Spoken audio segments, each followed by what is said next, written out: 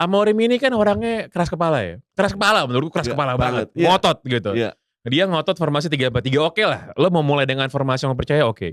Tapi kan ketika itu gagal lo kan harus bisa adaptasi. Betul. Lu udah setahun gagal loh. Iya. Tahun lalu itu rank 15 gara-gara main kayak gini dan gak jalan sih. Dan tahun kemarin Amorim bisa ngeles, gue gak megang tim dari awal. Ini pemain bukan pemain gue kan kira-kira gitu kan. Sekarang kan dia udah gak bisa kayak gitu lagi.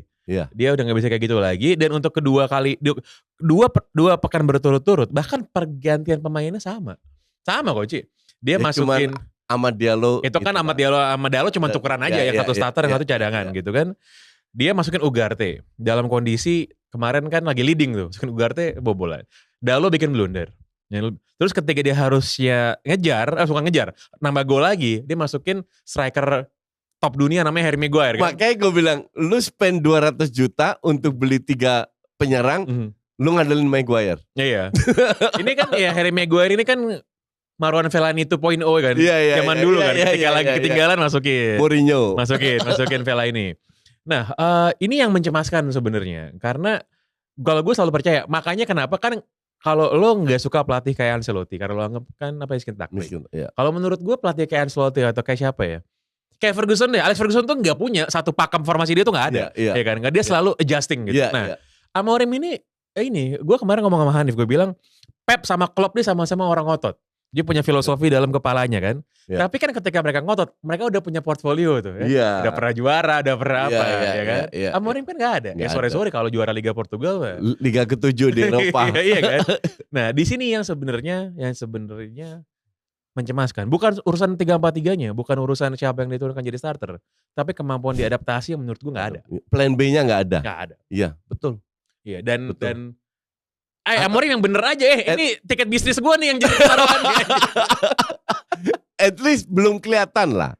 Dan gue juga gak yakin akan berubah. Karena kepala batunya dia. I mean harusnya, walaupun itu bukan pemain lu, kalau gue jadi pelatih ya, dan gue mantan pelatih, setengah tahun gak berjalan, at least setengah tahun terakhir, lu rombak. Nggak dilakukan loh. Rank 15 itu kan disgraceful untuk MU. Iya.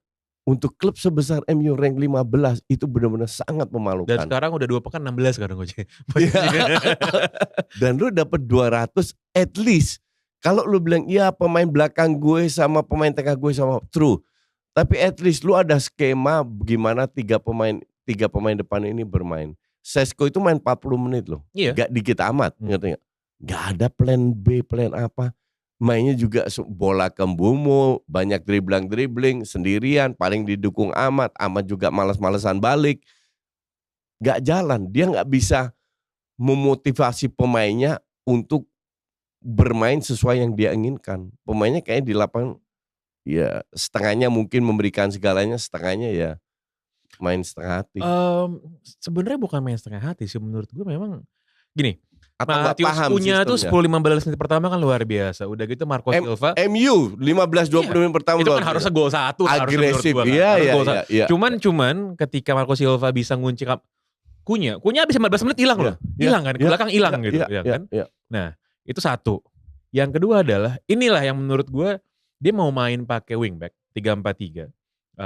Dan kata Marco Silva habis pertandingan dia bilang, gue udah tahu tuh.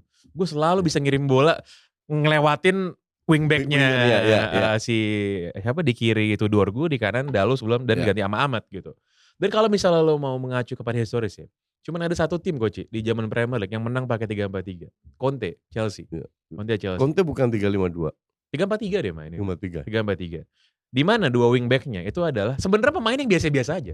Di kiri Marcos Alonso, di kanan Victor Moses kan. Dan itu kan pemain yang sebenarnya biasa banget gitu. Cuman dia punya disiplin sama agresivitas yang cocok untuk bisa bikin skema itu jadi berjalan. Gitu. Dan defense-nya juga bagus. Defense-nya bagus. Itu zaman dia juara. Itu juara kok.